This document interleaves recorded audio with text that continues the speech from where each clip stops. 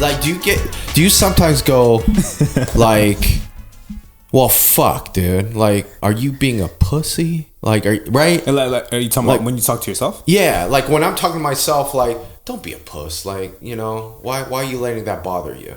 Yeah. And, you know what I mean? Yes. Like, you're freaking over 40. Like, be a man. Like, be adult. See, this is dangerous. Yeah. They're like, ooh, you know what I mean? Like, why? Shit. You know what I'm saying?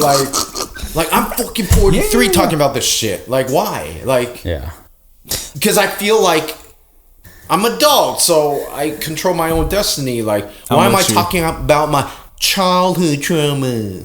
No. You know what I mean? No. How much you know that?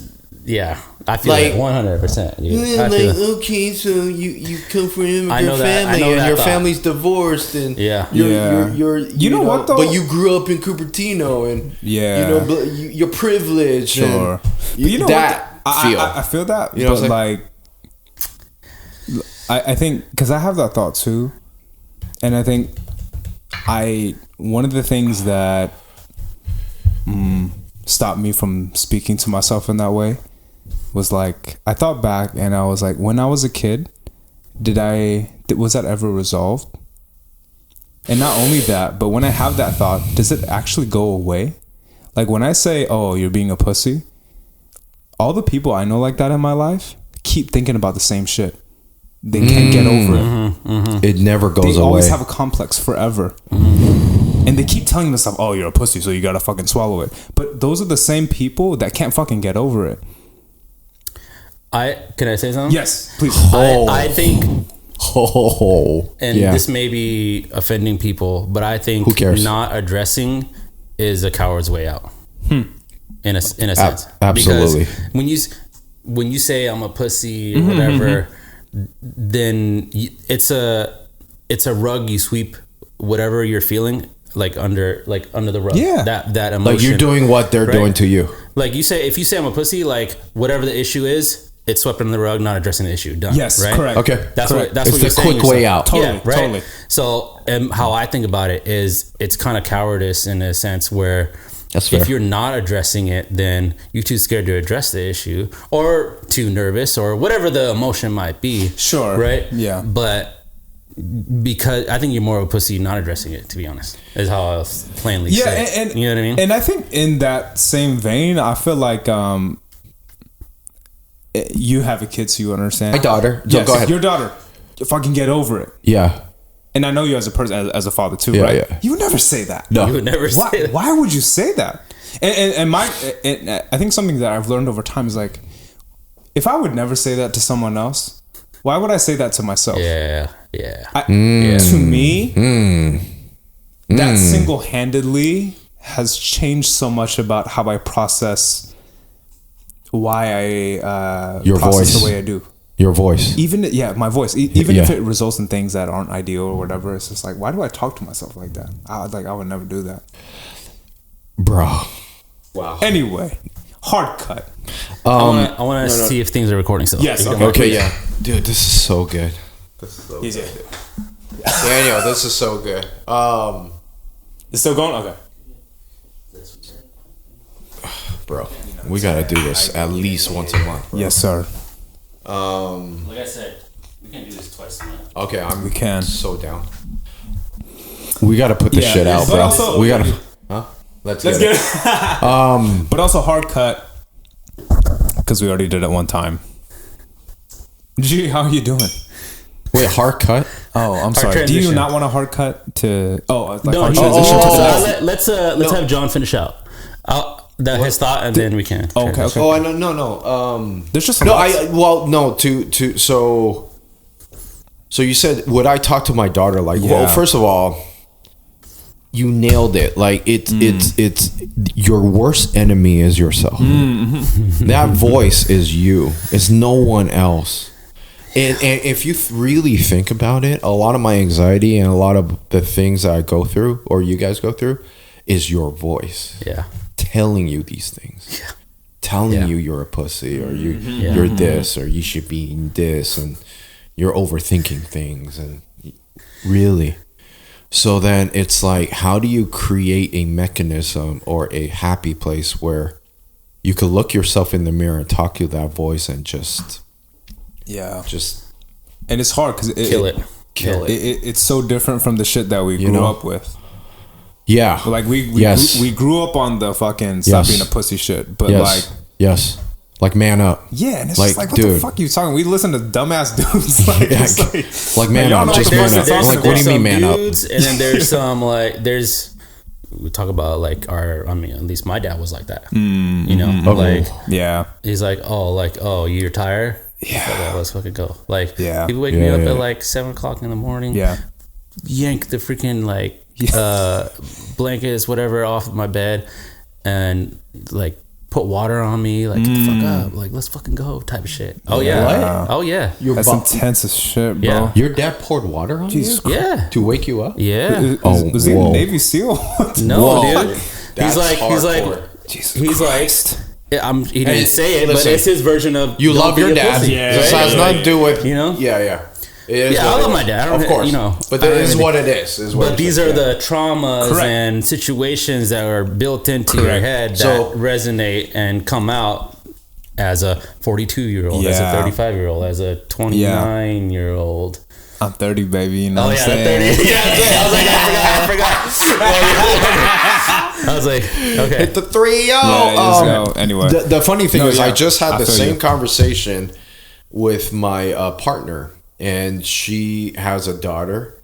And your business partner at Pinpoint Talent. And she was like, hey, my daughter, like, she brought up a story of how, like, listen, teenage stars are going to come back and they're going to be emotional about things, and they're about their body or how they look and so on and so forth. And then my partner said what she learned is, instead of the natural thing, which I would have done, the natural thing is like, no, what are you talking about? You're beautiful. And trying to fix the problem right away. Yep. She said what she learned is you first have to acknowledge it. Yes. So you say, oh, yeah, I could see why you feel that way. What? And then the second is then you relate and say, well, daughter, I actually also felt the same way when I was so-and-so. Tell a story, right? That's so good. You know what I mean? Yeah. And then you say, well, hold on. Knowing all that, listen, you're beautiful, okay? But we'll figure out how to, deal with those emotions and so on and so forth. Because a lot of the times the kids, they just want to know, you as a parent, did you just hear them? They're not looking for a solution necessarily. Yeah. They're just looking for, did you hear me? And if you acknowledge it, you heard them. Yeah. And then more powerful is then you relate. You say, well, hold on. I was also your age, and I felt the same way. Versus, I'm going to reprimand you for feeling that way. You know what I'm saying? Yeah. I was like, shit. That's a good point. I was like, girl, yes. My dad just said, take a walk and drink some water, motherfucker. like for real? Yeah. He said, take a walk, drink some water, motherfucker. No, not motherfucker. But like, okay. I was like, he did say, go do this, like, and drink some water, like trying to fix it, just like fix it, right? Yeah. But that's not what we want. Yeah. So I thought that was profound. But what you said though about like how to relate and tell a story and say, hey, like, if you're open to the idea of a solution, I can come up with one, right? That can be applied to not only your daughter, just anybody in general. I feel, for sure. You know what I mean? And I wanted to say that out loud because I think it's important to say, but it's also how I try to practice, our relationship or any other relationship that I come across, business, personal, or otherwise. You know what I mean? So I think that was really key what you said. So. It's the same with my wife, because I remember talking to my wife, and my wife says, sometimes I don't want you to just come in and fix things. I just want you to acknowledge and hear me. I said, okay. So I try to do that, but as men, we're so conditioned to try to fix it right away. I feel like it's almost biological. Yes, like we have to fight that sometimes. Like for example, another example is the other day I caught myself, like I was doing homework with my daughter, and I was just really, and she wasn't getting something, right? And I just wanted to say, well, how come you don't get it? Let me just fix it. Let me tell you, you know, versus saying, oh, I acknowledge why you didn't get it, but I can understand. Figure it out? Yeah, what, you know what I mean? Yeah, versus just going right in and trying to help her fix it. Yeah. It's just hear her, process how she feels. You know what I mean? I'm so not ready for kids, bro. Hey, kids are great though. My daughter has changed my life in so many ways. And I'll leave you with this. Anyways, I'm stealing the mic. No, you're good. 4:22. Wow. Yeah, we're about an hour in. We're about an hour. Okay, we'll keep going. No, because you're gonna cut a lot and hard cut. Yeah. So G. Yeah. How are you feeling, G? No, I'm kidding. This man's been through some shit. So I don't even know how to I got to be honest. I don't know how you transition. I don't know how you. But first of all, I will say, G, you are loved. We care about you. We're take this as we're gonna say, okay. That's a sign to say let's get it. Yes, sir. Let's do it, man. Yeah, right there. Let's get it. So, G. Yeah. I know it's hard, right? I know. Okay, so this is something I wanted to share, and I've talked to a lot of people, including my mentor. Should I put this out there or not? And she was like, it's totally up to you. And I think for me to, kind of like John, be this as a therapeutic and put it out there type of thing and get it off your chest.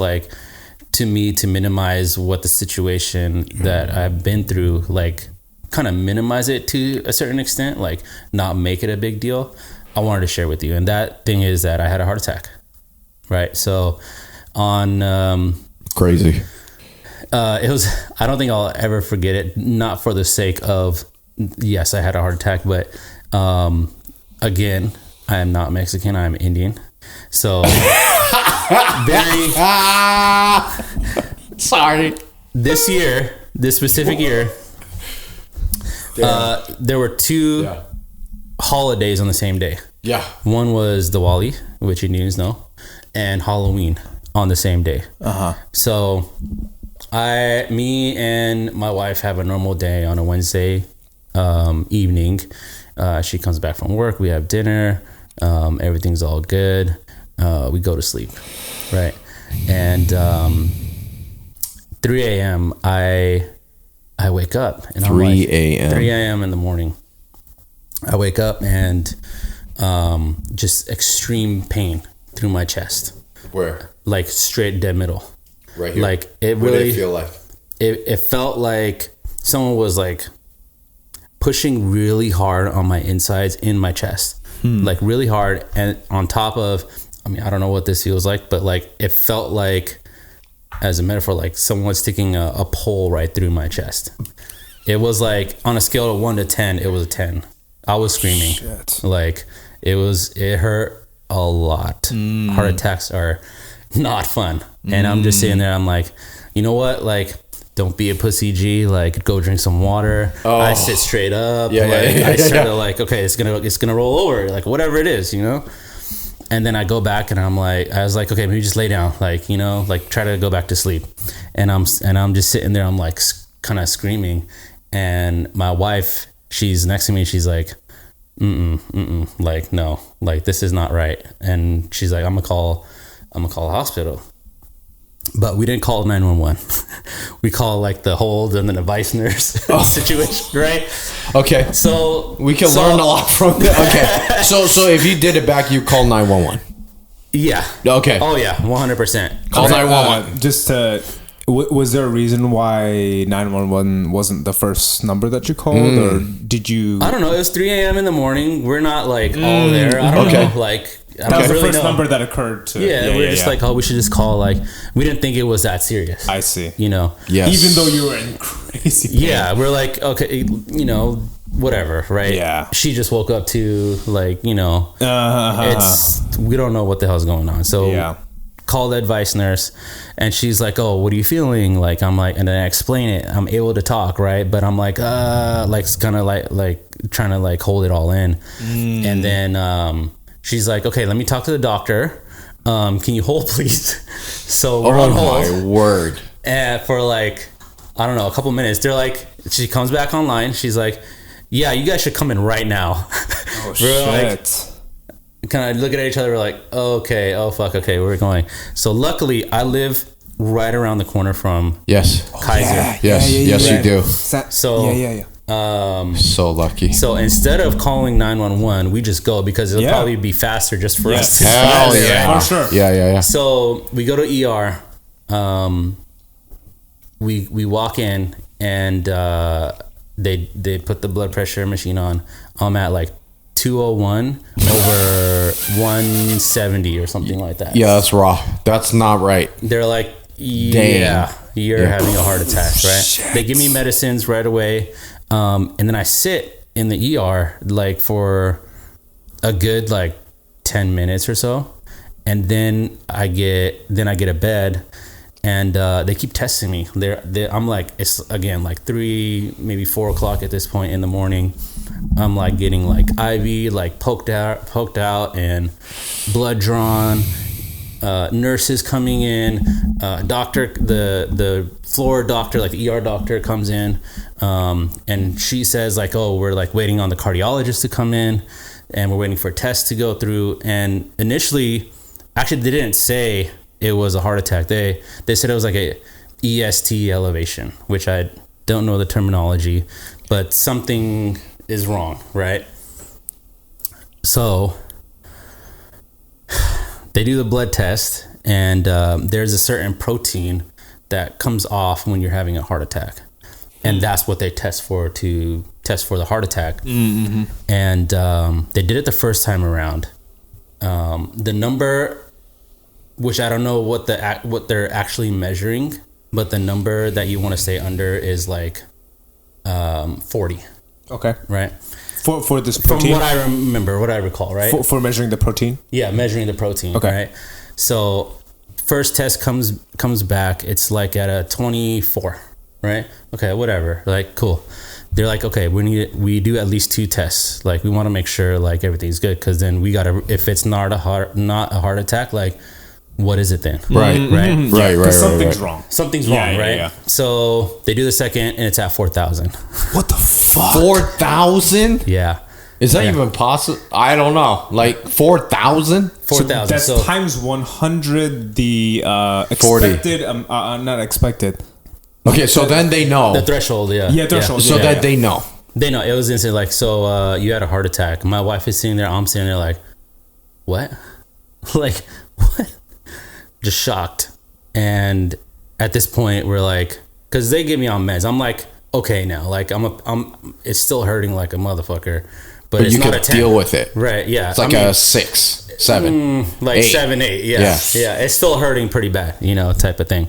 And at this point, talk about family. We're like, should we call my parents? Should we not call my parents? Like, what's going on? Like, what That's do we the do? last thing you should think about, but go ahead. Anxiety. Yeah. Like, you should, a million things are going through my mind. You should tell them. You should. Yeah, okay, got it. Yeah, a million things are happening. Yeah. So we're there. And I have now the most splitting headache. It's just a bad situation, right?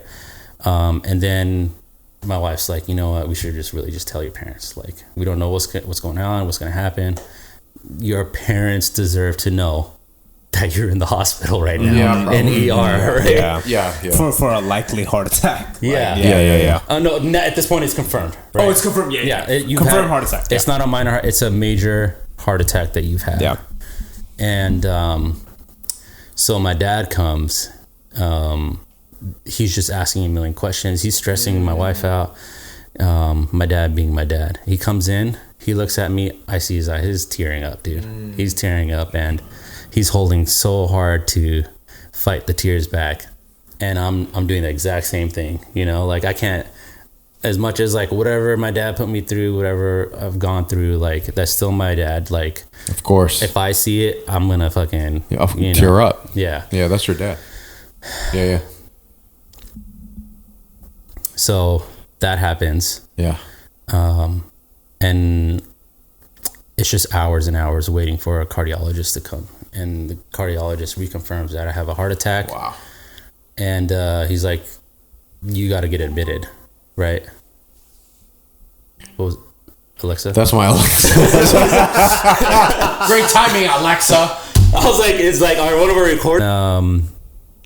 So they're like, hey, we need to do an angiogram. And what an angiogram is a procedure. They don't call it a surgery for whatever reason, because it's quote unquote non-invasive, but they have to penetrate the skin, which it kind of doesn't make any sense to me. But anyways, they're like, yeah, so we're gonna have to do an angiogram. There's a chance that you can have open heart surgery, or you can just die. I'm like, what? Well, they have to, right? They have This to. is what they say? Yeah. They don't say that you have a chance of dying. You said it could be terminal, is how they say it. Oh my God. The nurse says this to you. The doctor says this to you. Doctor. Well, of course. So you have no choice then. You have to do the thing. I mean, it's legally, you have to say this is what you're getting into. But right? in terms of in your position, there's no choice, right? Yeah. You're like, let's go. I mean, or not. I was like, let's go. Hey, all right. Yeah. You're like, oh, I mean, okay. What choice do I have? Right? I wasn't like, let's go. I was definitely not that. Definitely not that. I'm just like, I'm like, what is happening right now? Type of situation. Yeah. So, we're waiting hours because it takes time for the doctors who do the procedure to actually do the procedure, and there's like a waiting list for me to be on the table.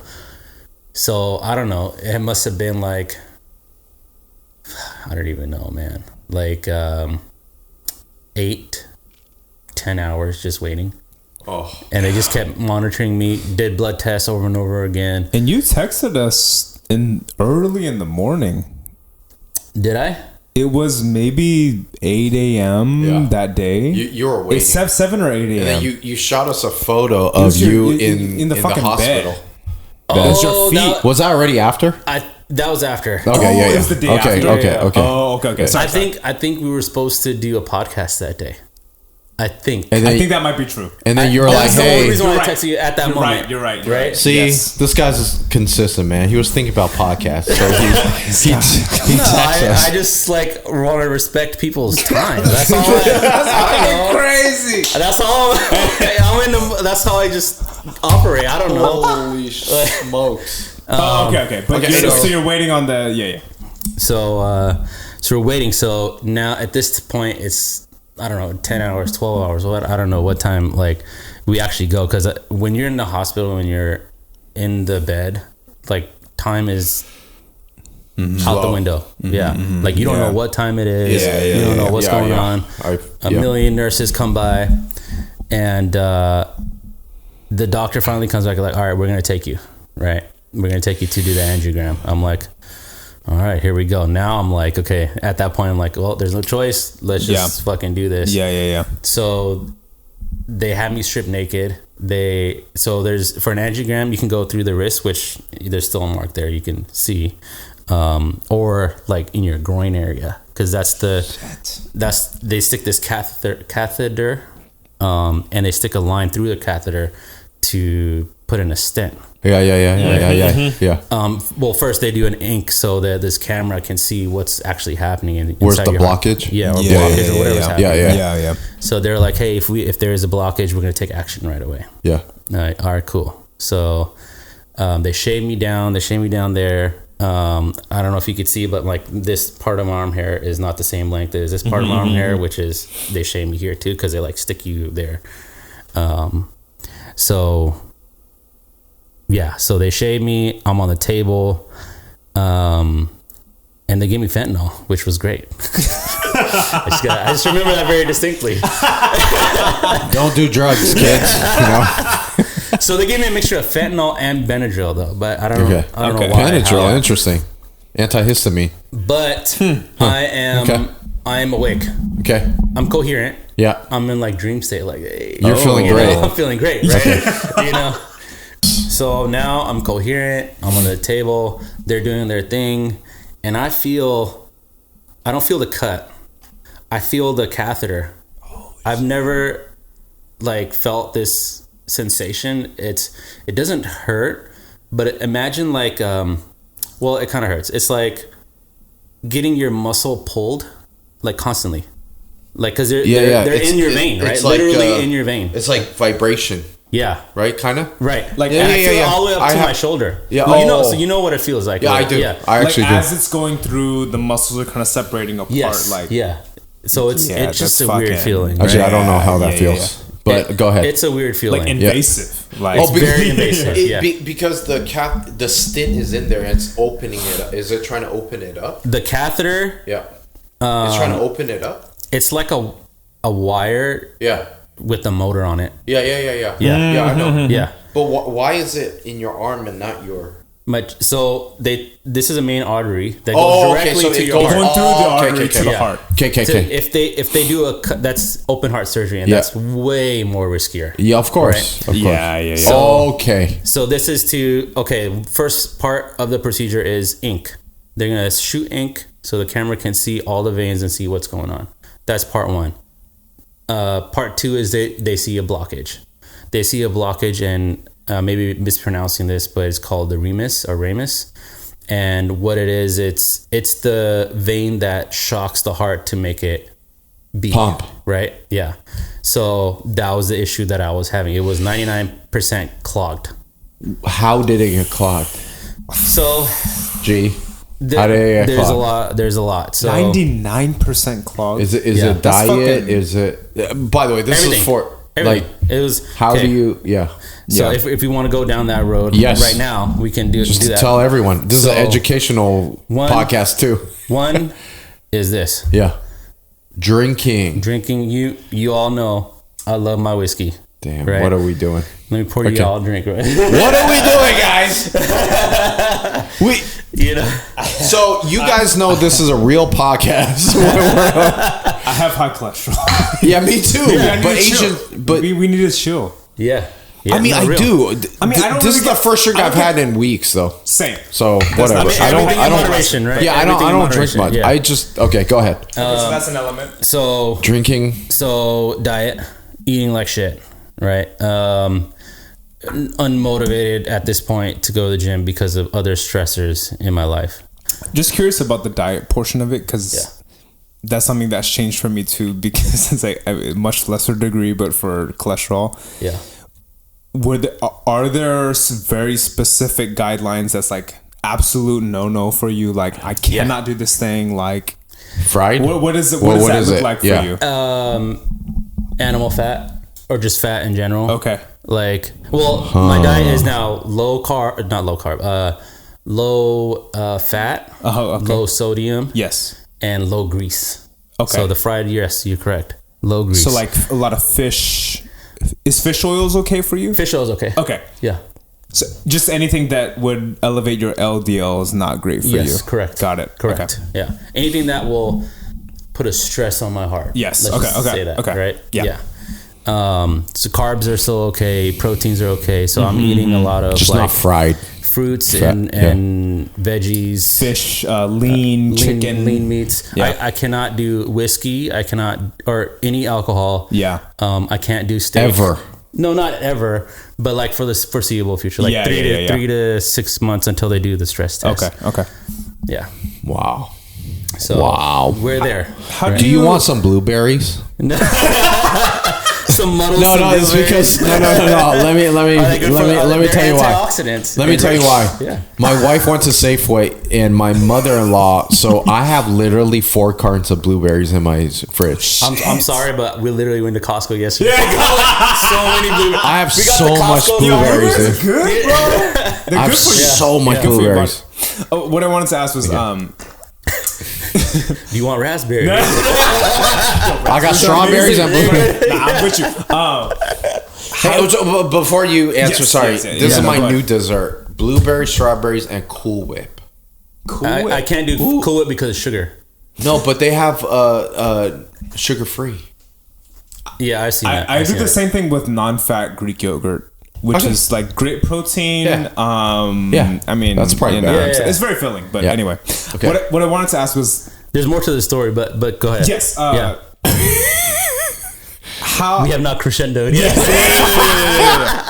how given all these like kind of initiatives given to you, Yeah. how do you feel about that? Are you of the mindset of like, okay, like yes, I'm doing it, whatever? Do you feel like, oh shit, like this shit is tough, I love like all the stuff good that I used to question. eat and drink, like how, Both. yeah, how are you processing that? I'm pretty good at like cold turkeying things, whatever it is. But I mean, I love steak. I mean, I love whiskey. As Yeah. you know, you guys know. Is it hard? If it's not in front of me, like I'm not thinking about it. Like, you know what I mean? But It is in front of you. this is fine. Like You're very disciplined. So that's That's true. That's what I was gonna. He Like, didn't even think about what, drinking. what I'm trying to say, yeah. So well, to that's, me, in my mind, it's like it's not a choice. yeah, Sure, okay. sure. Yeah, It could be a choice, but like I could you drink wanna it and be like, die, fuck like, it, yeah. Yeah. But Right. you know now, it's Yeah. like nah. Yeah, I mean, my dad has also had a heart attack, and he has two stents. Oh, okay. But he occasionally drinks because they gave him the clearance, right? Sure. Oh, So okay. there's a time will come where I can re-engage in certain things, but not right now, right? And, but hold and on. there's limits to those So, things. too. Occasionally for Yeah, special yeah. occasions. But let me ask you, okay? Because let's put it all out there. Yeah. Once you open it up, where you're like, okay, I can drink. Yeah, Then it's a matter of can you drink in moderation? yeah, absolutely. Okay, good. Okay. Yeah. Because I At just least want to let you know, we in haven't my tested opinion. it, right? Well, right.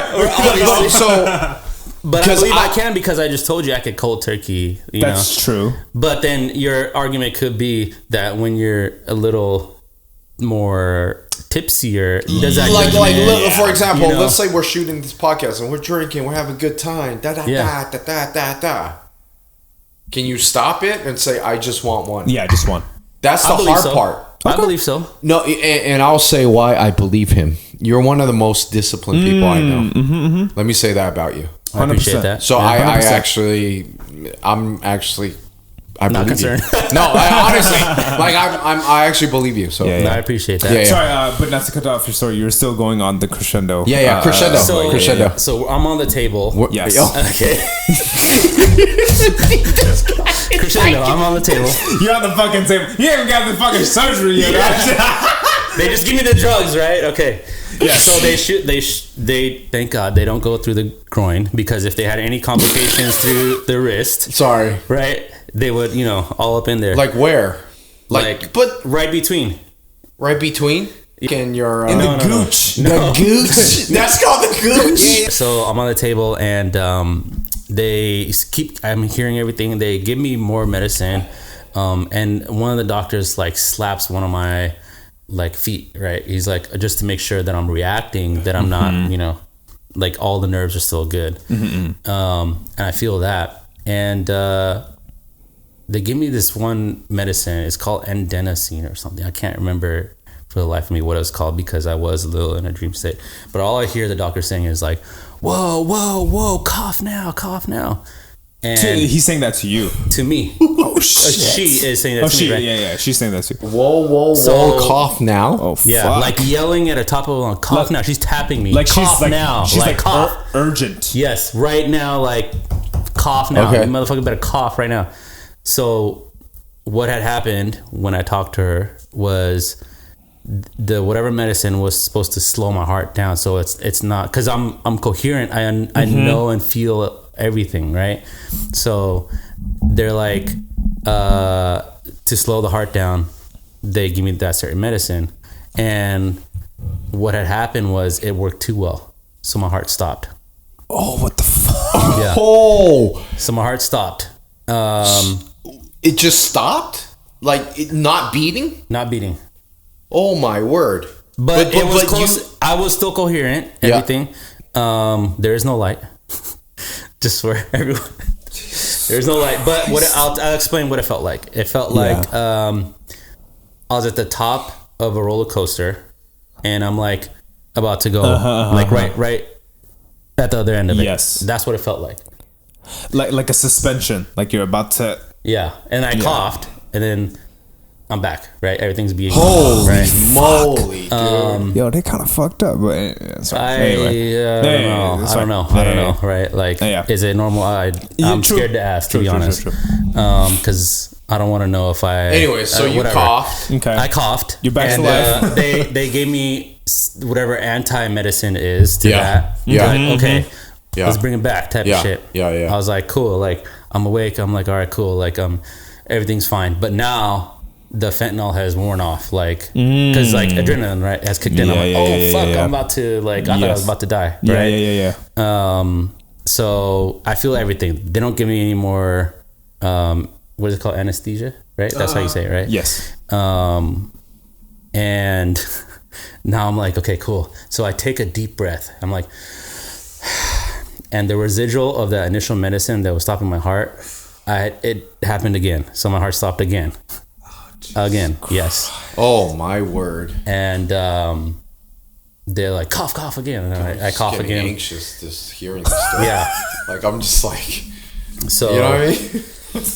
I mean, she's yelling at the top of her lungs, like, cough now, right? Okay. And I cough, and I'm like, now I'm anxious on the bed. Yes. Right? Like, I don't want to take deep breaths anymore because I don't want to feel that again. Right? They're like, just breathe normal. I'm like, when you keep telling me to be fucking normal, it's hard to breathe fucking normal. Like, you know what I mean? My heart's like, I can't even talk, right? I'm like, it's like sleep, almost like sleep state, but coherent, right? Like, it's a weird feeling. You're like phasing in and out kind of deal. Like, like dream state. Type of thing. And so I gotta pee. And I'm holding it in. That's what I concentrate on. Like, I gotta pee. And they're just there doing their thing. And thankfully that's the last of, the complications or whatever.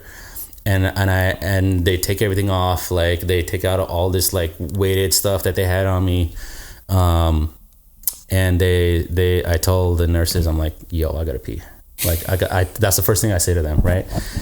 So I've never had a portable urinal and someone hold it for me. Nice. Ever. Yep. Like, too was it a old. bedpan? Huh? Was it a bedpan for you? No. No. It's called a urinal. It's like a handheld. Okay. Imagine this, but like with the. Okay.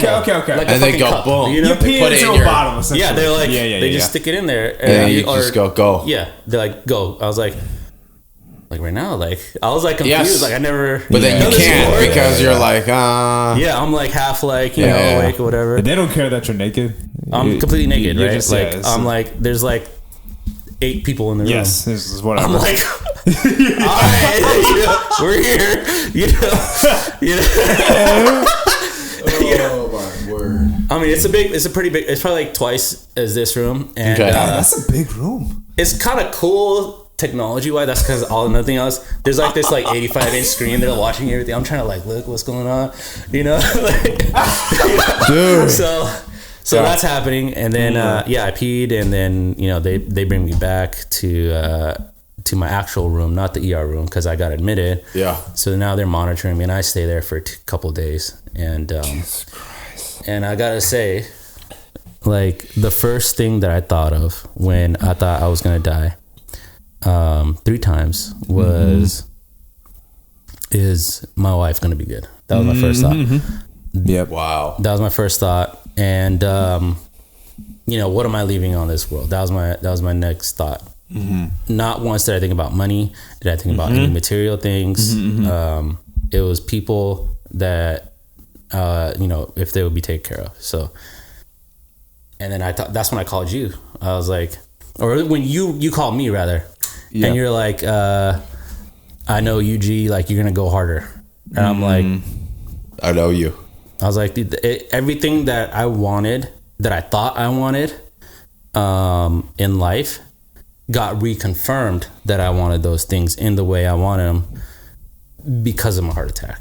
So, yeah, I mean that's the gift, the silver lining. I feel like that I got from it. But yeah, so I'm happy to be alive and doing this with you guys today. fuck, bro. Yeah. God. First of all, it's so it's my belief. Is my belief that everyone has a unique purpose and a story to tell. I'm not trying to make light of your heart attack. Yeah. But that's part of your story. 100%. That you can now take and because let's be real, like most of us don't know. You're mid-30s. I guarantee most mid-30s don't know how a heart attack feels. Yeah. You just explain it in detail. 1,000. How that feels. I think, let alone, they don't even think about a heart attack. I think I'm relatively young okay. to have a heart attack. For sure. Right? Like, yeah. And maybe that's part of it is like, you just never know, dude. You never know. Because when you text me, I was like, what? I woke up to that text like, and I was mad confused. I was like, what do you mean you had a heart attack? Yeah. What? Yeah. Like, is that even? Of course, that's possible. But I was just like, I couldn't even comprehend it, dude. Yeah. Yeah. It was. I mean, it was a shock. It's still a shock to me. Like it's. Like what the doctor has said. How do you feel every day though? Like, do you? Yeah. Like, how do you? So is it different or? It's getting back to normal, but I feel tired. Okay. I get exhausted way easier. I mean, think about it this way, right? Like how the doctor explained it to me was like, if you were to break a bone, right, it would take you 3 months, maybe 6 months to get it back to normal, right? With possible rehab and everything.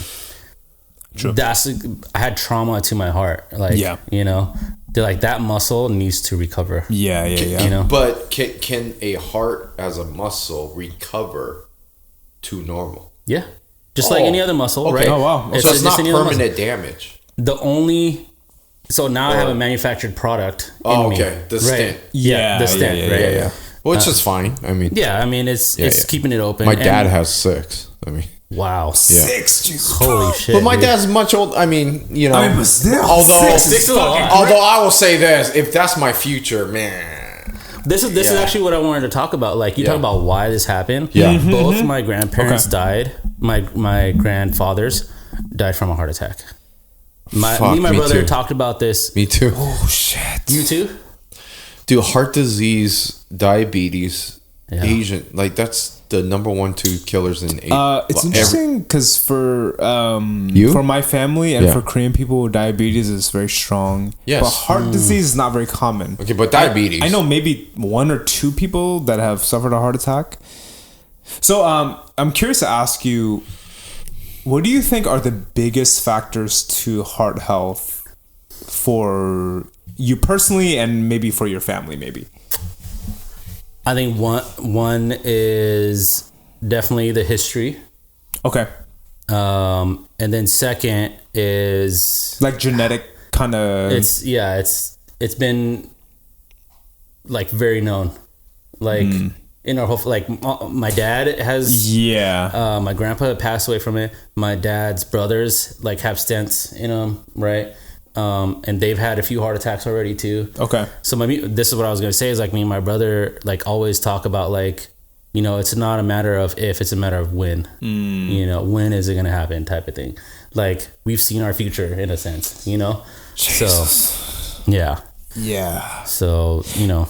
Do you ever have the feeling that like I don't know, for example, if you change your diet to a certain extent or change whatever factor, that you feel like you could change that inevitable future?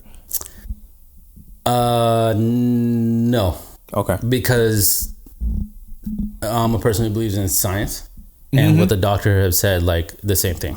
It's like I'm sure my brother won't mind me telling his story. Is like he's also on meds for cholesterol.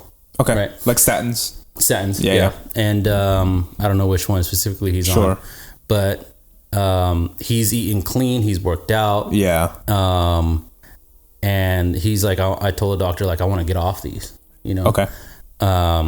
after the fact that he worked out, ate clean, he came back, his LDL got higher.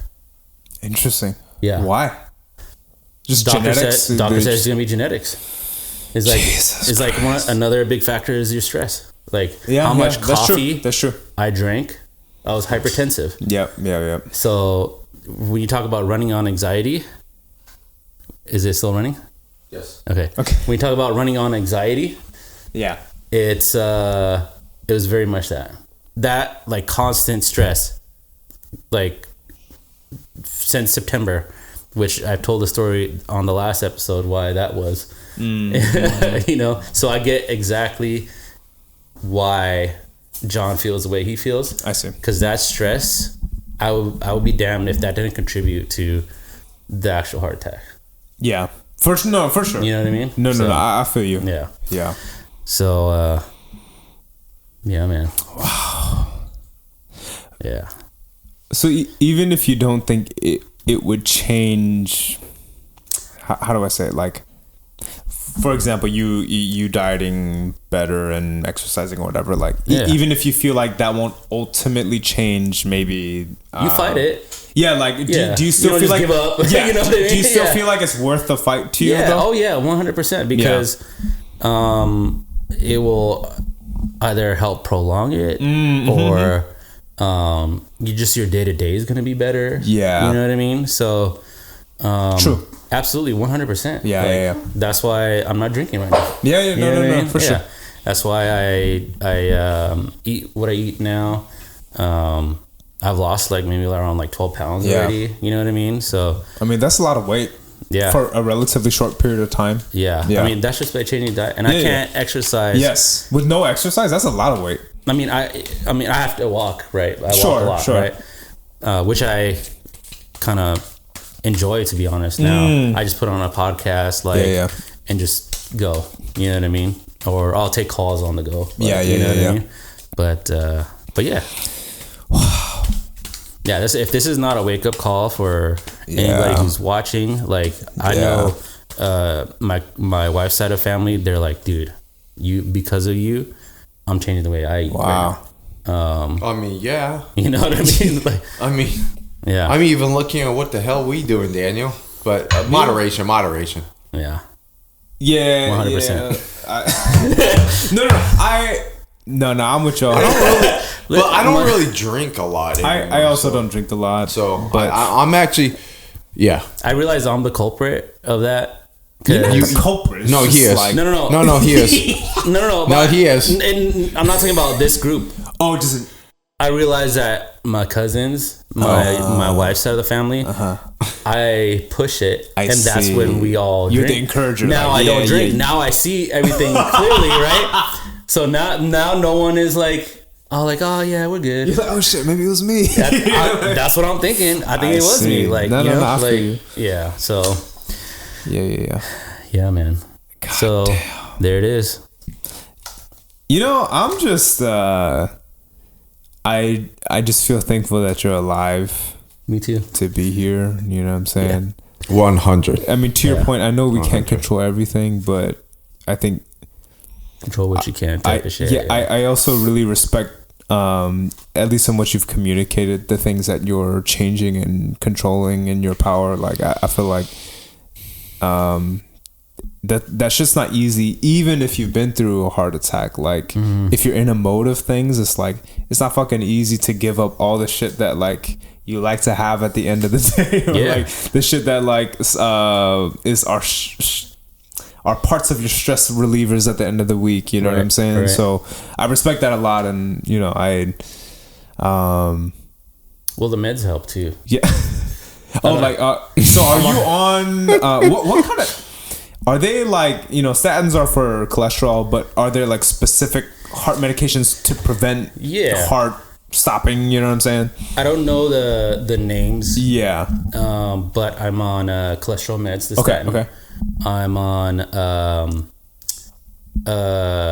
it's called a beta blocker, which controls the rate of my how fast my heart beats. Like my heart hasn't beaten faster than 100 Oh wow. which is really low. Yeah. Right? As far as exercise. That's and like things go. brisk walking. Yeah. If that. At most. Yeah, right? at most. Yeah. Wait, so if your heart can't beat more than 100 and No, you're it can. I'm just saying I haven't because of the beta blocker. Oh, I Yeah. see. Because that would not be good for you if it were to work extra hard. Exactly. It's I see. Oh, okay. Again, like if your muscles like hurt, you don't want to work it out, yeah, right? yeah, So yeah, that's yeah, the yeah. idea For behind sure. it. Gotcha, right? gotcha. Yeah. So, and then there's a medicine that I'm on for 6 months, which will help keep the stent open. Okay. Because obviously they don't want it to close up or like close up again over the stent. And there's like 2 or 3 other ones that I forget what they actually do, but so there's ultimately cholesterol and heart management. But there's multiple. Like it's like I went to film 2 days ago. And I forgot for the first time. I forgot to take my medicine. I stopped everything, went back, took it, then came back. Yeah. Because you had to. I had to, bro. like, Yeah. You can't risk there's no that. choice. Oh, You know what I mean? You- What good is a shoot if I'm not going to be there for the next one? You can know risk. what I mean? Like, you can risk lagging. Extending the session. Yeah, no problem. Thanks for sharing. Thanks for your sharing. story, bro. Yeah. Because honestly, That's- what you shared with us in the text, was informative, but didn't have The depth as much of it. detail as that. So like just hearing that, I think, yeah, man, I as a friend, I'm here for you, and in whatever capacity is helpful, and I'm happy to hear that on your own desire and initiative, you're wanting to make the changes that you want to for your own life. But I do want to give a shout out to my wife. Yeah, because if it wasn't for that's fine. If it wasn't for my wife, I'm pretty sure I'd be. Like you wouldn't have called the. Yeah. She acted quick. She acted quick, but it's so much more than that. She was there in the hospital. Anything you need, came home, took care of me. Like she didn't have to. That's a real one. So that's huge. Shout out to you. Babe. Yeah. Shout out to G's wife. You know what I'm saying? Yeah. Yes, sir. All right, man. All right. Are we doing one of those, or you think we're over time? On I think the that's. podcast? I think that's it. Yeah. I gotta walk my dog. You know what I'm saying? Nah, bro. All right, man. Yeah. Yes, sir. Combine our effect. We come together. We come together to share stories. Yes, sir. You guys are gonna learn things. We just are authentic selves. Honestly, what I learned is just like be you, and then project it out into the world and what you want to project. You know what I mean? And that's the whole spirit of this.